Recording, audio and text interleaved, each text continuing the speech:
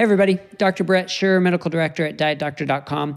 I want to tell you about another news story that we have posted at DietDoctor.com on our news section. This was sort of one of these depressing, I think they're depressing, circumstances where the New York Times published this article basically saying that there have been no improvements in diabetes care and in progress in treating people with diabetes over the past 15 years. And on the surface, I mean, I could see somebody reading this and being so depressed and saying, well, I've got diabetes and nobody's doing anything about it. There's no new progress. So I guess it's just a chronic progressive disease, which is exactly the words it sort of says in the New York Times, that this is a chronic progressive disease that we can't cure and we can't fix because we don't have the right treatments.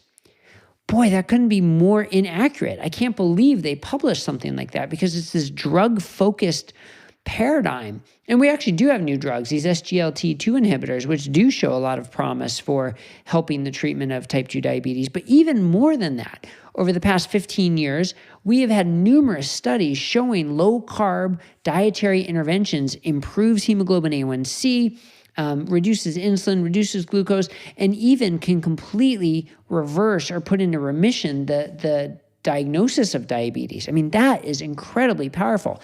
That completely changes the mindset of it being a chronic progressive disease to being something that is completely curable. Not curable because it's not like the propensity for it goes away, but completely reversible, that with the proper lifestyle, you can normalize all your markers and reduce your risk of complications from diabetes. That's what this article should have been talking about, not the doom and gloom of, oh, we've had no advances, it's a chronic progressive disease, there's nothing we can do about it. Couldn't be further from the truth. I'm frankly very disappointed in the New York Times that they would publish such an article when we have so much evidence to the contrary. So if you want to see that evidence, go to DietDoctor.com. We have plenty of articles about how to reverse your diabetes, about what foods to eat for type 2 diabetes, and so much more.